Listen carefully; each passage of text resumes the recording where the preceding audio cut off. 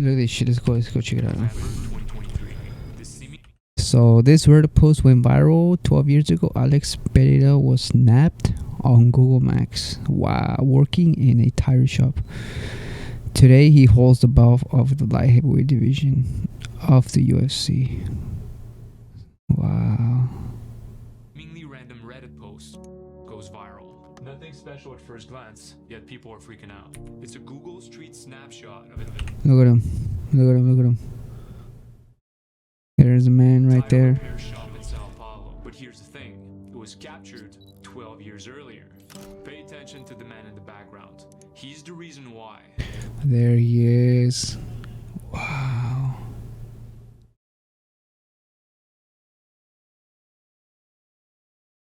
Crazy, dude. Crazy, man. This is insane. Post went viral because 12 years later, he stood at the center of Madison Square Garden. Still a mystery to millions of fans who could only speculate about him. He never really gave us an explanation. Fucking aura, dude. This guy has... His aura is out of the charts, bro. This guy's aura is insane, dude. Like... He's a beast, dude. The fact that people think he's doing black magic or some shit, or some crazy shit, or some rituals, it's insane. It just shows what his aura does to the mind of his opponents, dude. He was. Everybody knows he is working with some shamans doing these rituals before the fight. Everybody can feel that. Apparently, the only thing he said was Shama. Yeah, he's got the scariest walkout of all time.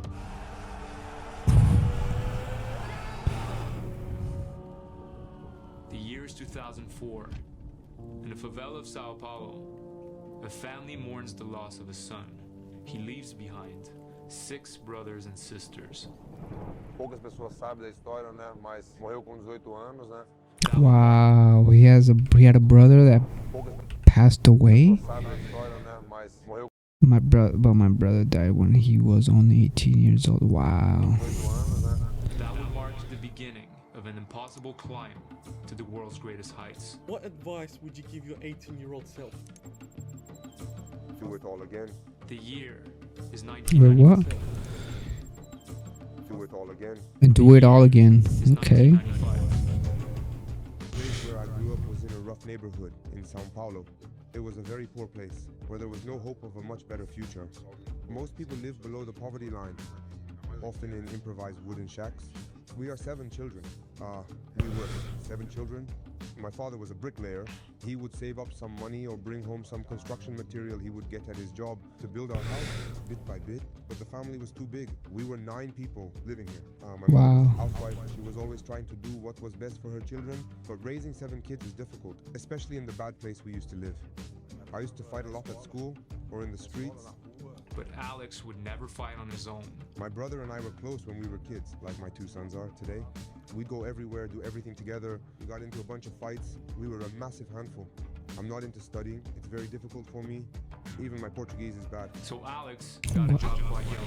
Wow, his Portuguese is not that good. Then what else does he speak? Does he have like a tribe? Like sort of like a tribe dialect? Wow. I was 12 when I started working at the tire shop. It was a big responsibility for a young boy, and my life changed completely. I would stay here all day long. I would come here at 7 or 8 a.m. until like 7 or 8 p.m. There's the results of the power, dude. Doing those old school fucking tire smash with the hammer, dude. That builds power, dude. Tell Archer Bear to be of that, bro. Go ask him. He'll tell you.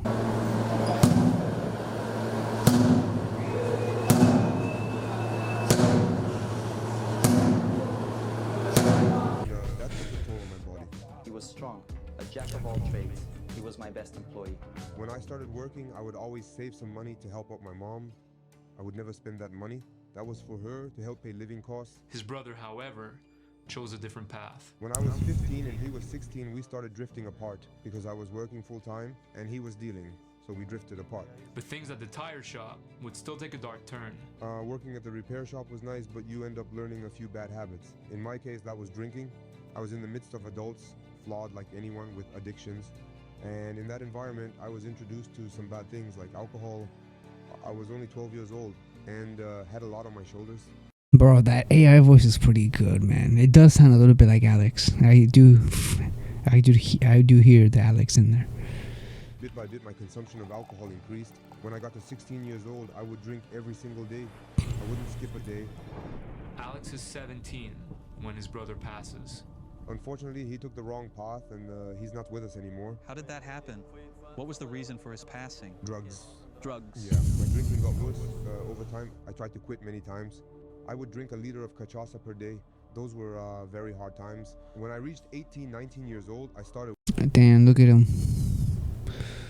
Young Pereira right here. wondering, how can I quit drinking once and for all? People always say that sports can save you. I've seen many stories like that, and that's how I ended up doing kickboxing. I said, I want to train so I can quit drinking. Wow, so the reason why he quit is... Oh, the reason why he joined fighting was because, to quit alcohol. Wow.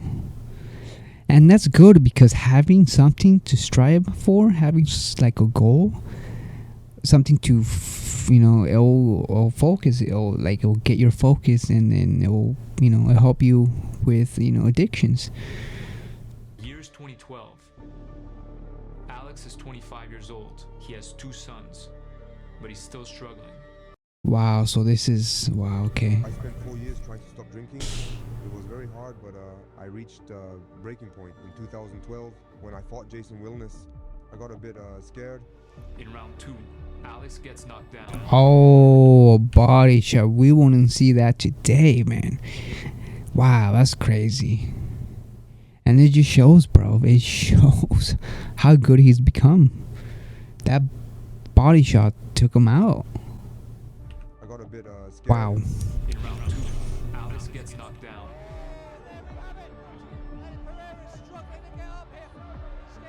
He manages to get back to his feet. But with only 18 seconds left to the round. Oh, a leg kick? What? A leg kick took him out. Wow, that's insane. Oh, he don't want to fight. Oh. I need to stop, or my life is gonna fall apart. That's when this guy came in. Whoa. When I started training him. Racism, alcohol, and rituals. Alex Pereira's first mentor looks back at the birth of Powhatan. Ooh, interesting. He would drink 1 liter of cachaça per day. I could see in him that he was fragile. I was training him in the ring one day, trying to teach him some difficult moves. I was pushing him hard, so I punched him right in the stomach and he went down. I thought to myself, he's weak. Am I wasting my time with him? But he was back up seconds later. I saw tears in his eyes. I realized he wasn't weak. He was a warrior. He was rotten inside due to the things he used. He was contaminated. Vera explained to Alex that he knew a special Wow. recipe, something he learned from his indigenous ancestors that could help Alex heal from the harms of alcohol. During the healing process, Vera noticed something special. Alex had no idea, but his parents later confirmed that just like his coach, his grandparents were indigenous. Wow, wow, this is interesting, man. This is a whole new side that I didn't know about Alex Pereira. That's crazy. He had no idea what it meant to be indigenous. We started bringing back the spirit of his ancestors with dances. Oh shit, the spirits of the ancestors, man. Judy was up, bro. Judy was right all along, brother. This guy has the spirit of the ancestors. Wow. Vera explained to Alex that he knew a special recipe, something he learned from his indigenous ancestors that could help Alex heal from the harms of alcohol. During the healing process, Vera noticed something special. Alex had no idea, but his parents later confirmed that just like his coach, his grandparents were indigenous.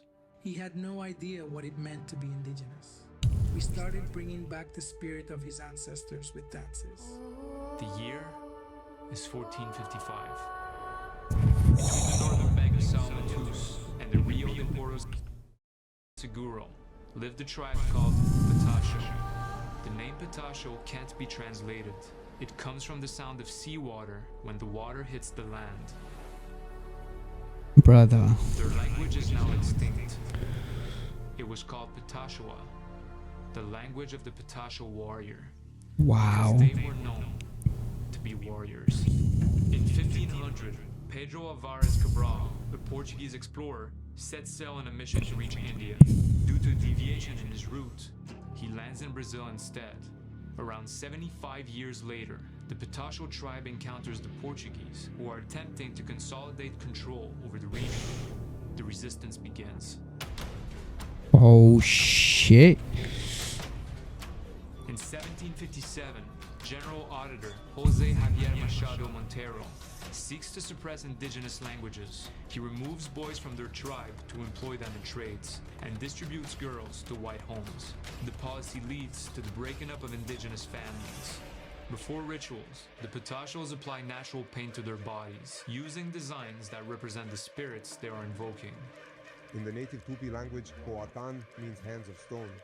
My first coach gave me that nickname. I even have a tattoo of a rock because of it. There it teaches Alex a unique fighting style, a variation. Wow, a tattoo of a rock, dude. A tattoo of a rock. Traditional strikes with different body angles while having both feet still planted on the ground. He calls it Jaguar style. Whoa. Oh shit, a tiger though, what the fuck?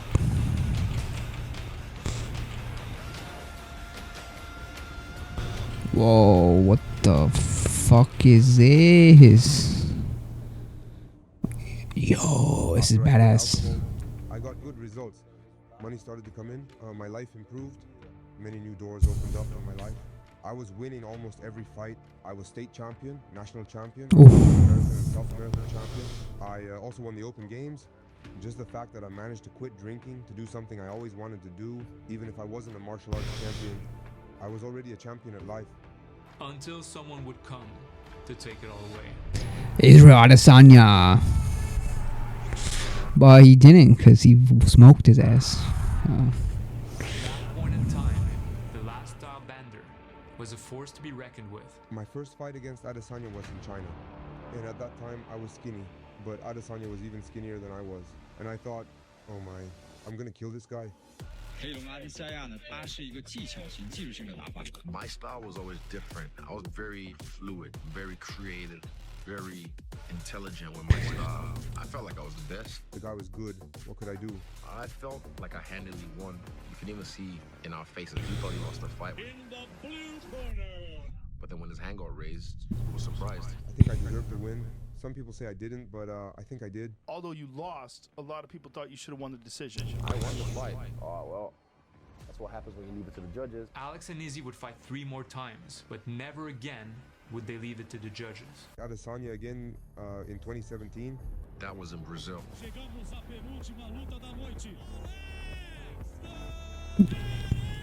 We fought the first round and we were pretty much evenly matched. When we went to the second round, he got a few punches in. I put him on skates. I simply got tired. But then the referee saved him and gave him an 8-count to rest. Cause what? We're in his hometown in Brazil. In the third round, he had some gusto, picked it up because he was down 2 rounds. 2 punches. He dodged the first, but the second, the left hook, hit him. He fell down, unconscious. My first and only ever knockout loss, and then this kid, this fucking little head, like a baby, came over and just laid on the ground, just like. And I thought to myself, mock you? Yeah, it's probably his kid, right? Was that his kid? I don't know. He could have got it either way. If your dad We'll remember that. Keep watching. Of course. In 2017, I entered the Glory Championship and I won. Oh, look at those fucking knockouts. Then I had the chance to fight for the light heavyweight belt, becoming champion in 2 different weight classes. Meanwhile, Adesanya climbs to the top of the UFC. It's pretty rare you see a guy make his UFC debut with this kind of hype. When Israel Adesanya joined the UFC, I started taking a close look because I had the interest of fighting in MMA. He watches all my fights, and every time I fight, like clockwork, he'll try and put something out like, I beat this guy. My first UFC fight, I got sent a video that he posted, like, Alex Poton Pereira. Pereira to Adesanya.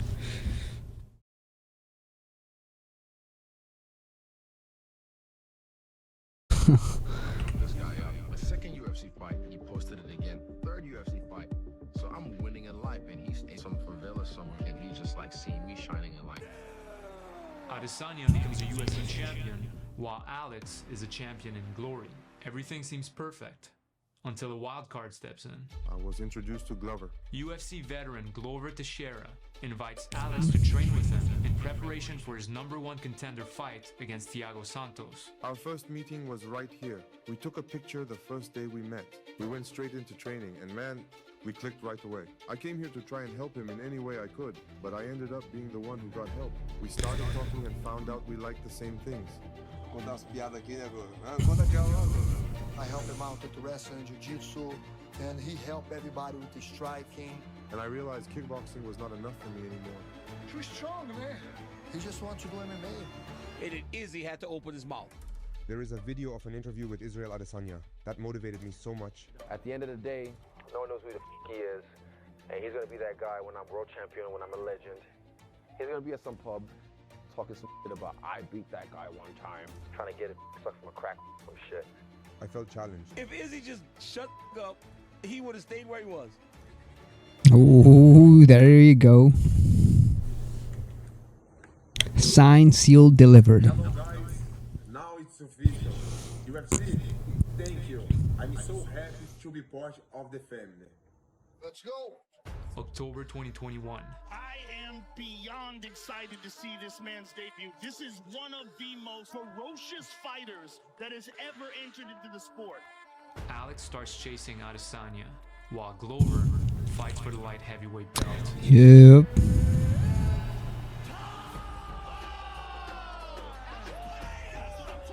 Beautiful jumping knee. Right in the middle.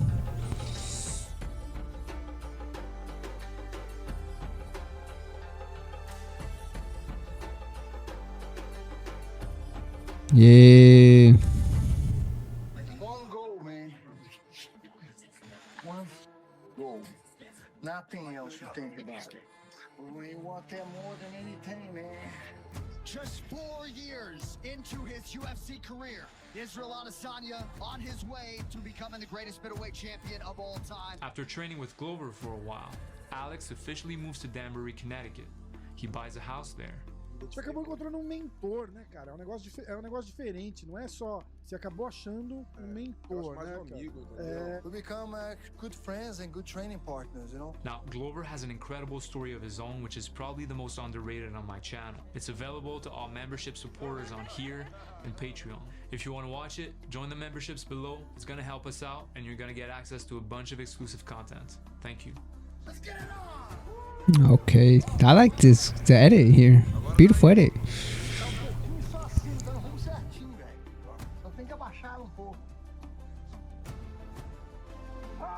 Oh, we got it. That's sick. Oh, we got it. July 2022. Alex and Izzy fight on the same card, just not against each other. I was getting fast-tracked because of the story and the magnitude of this fight. And I welcomed it because I know the legacy that's behind it. Who's the best striker on stage? I mean, I would say me, but I mean, that man was the one that slept that man, so. Did you watch the whole fight? No, I don't like Exactly, do your job next time. Oh man, I made the champion man with his frosted tips and his watch. Oh no! You know that you were on skates last time. And this time when I put you on skates, I'm gonna leave you frozen like Elsa.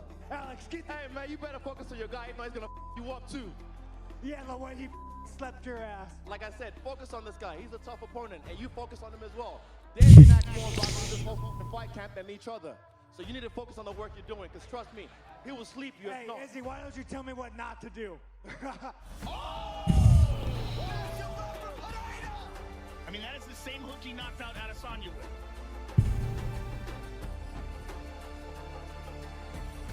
Last team fight. You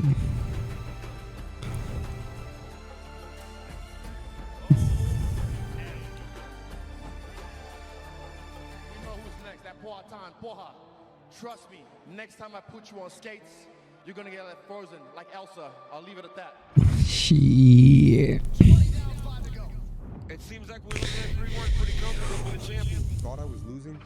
I knew told me. Hey, listen, we're way behind. If you want to be a champion, man, you gotta give everything you have. Then I asked, do I have to knock him out to win this fight? And he said, yeah, you have to knock him out. Fifth and final round. The Yup. round of my life. Wow.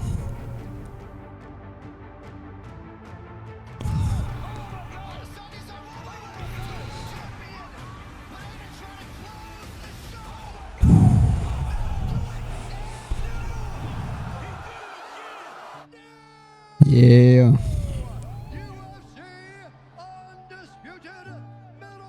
In the aftermath of the fight, Izzy spots Alex's sons in the audience.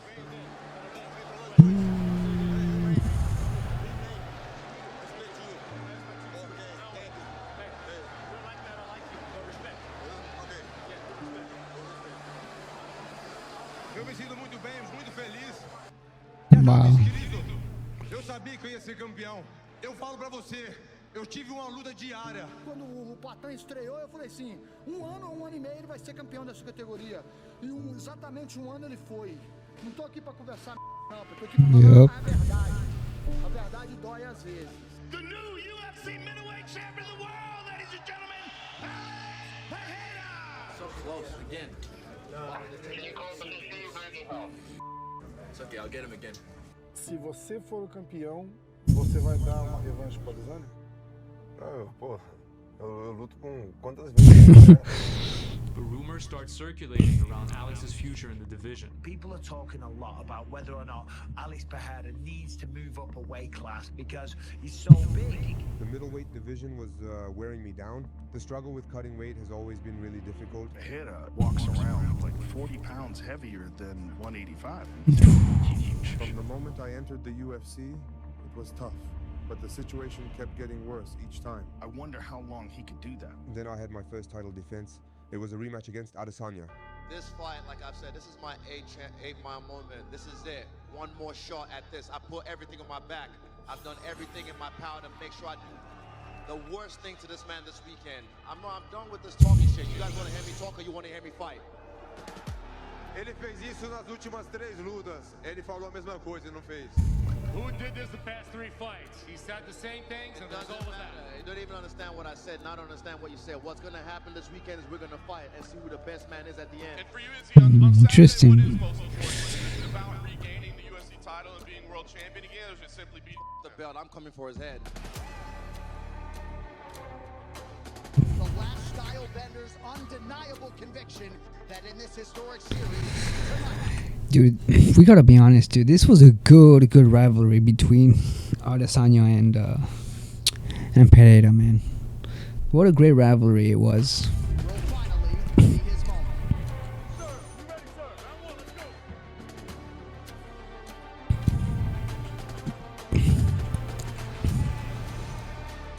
Izzy has an angry look in his face.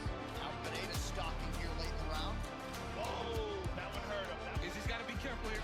Pereira's so damn. And boom.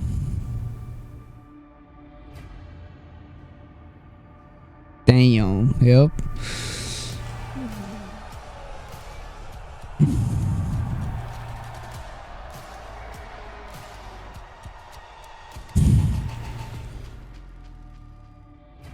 In the aftermath of the fight, Izzy spots Alex's sons in the audience.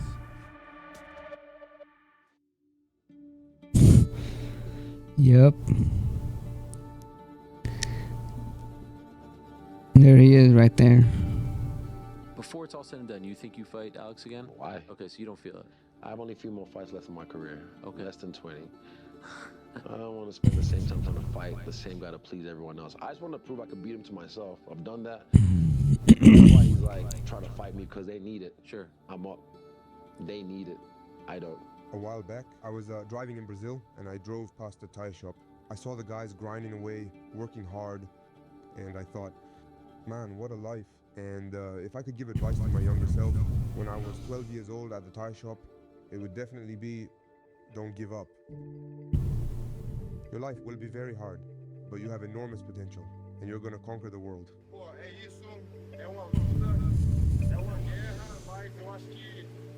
Wow. Look at him, bro. He's out here speaking facts, helping, just motivating his, back home, motivating the people to not to give up, giving them hope.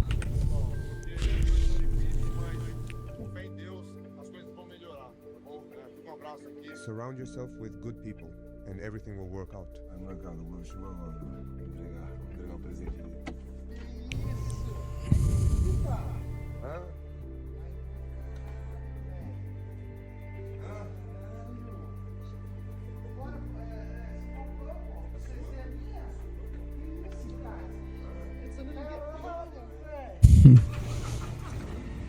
Ooh, she's a badass.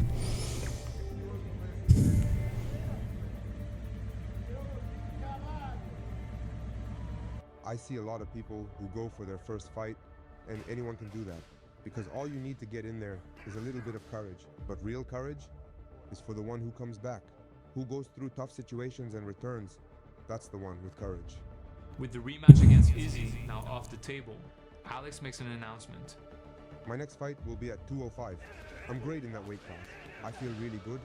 Now we're gonna go make a history. Now another title. November 2023. This seemingly random Reddit post goes viral. You see me here speaking and sharing a little bit of my story, where I came from, what I used to do, how I got here. So I want to show you that everything is possible. Maybe you don't want to be a champion, not a fighting champion, but you want to become a champion in life. The most important part of his journey is him being able to overcome a bad start and choose the path of hard work and self-improvement. Do you think your brother would be by your side today, following what you're going through? Or do you think he'd also be a fighter? I think he had everything to become a fighter too. And maybe if he had known about it too, maybe he could be here with me. Because in most of our fights, he usually had the upper hand, always won. So I think that would have been awesome.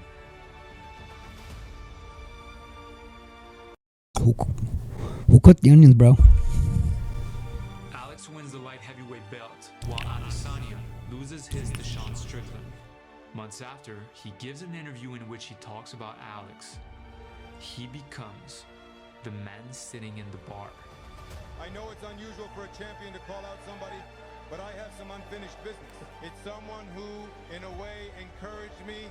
He mentioned in a video that I would stay in the bar.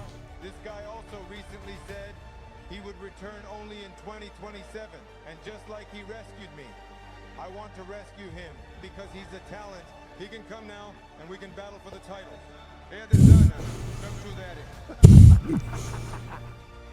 Today, significant efforts are being made for the reconstruction of Pachoa, the language of the Patacho warrior. Two sides to every story, and the story of the last style bander. Wow. What a video, bro. What a video. Shit. Y'all cut onions out here, dude. It's a good video, dude. Wow. Wow, dude. Brother, you gotta give this shit a like. Beautiful. Beautiful film. Beautiful film.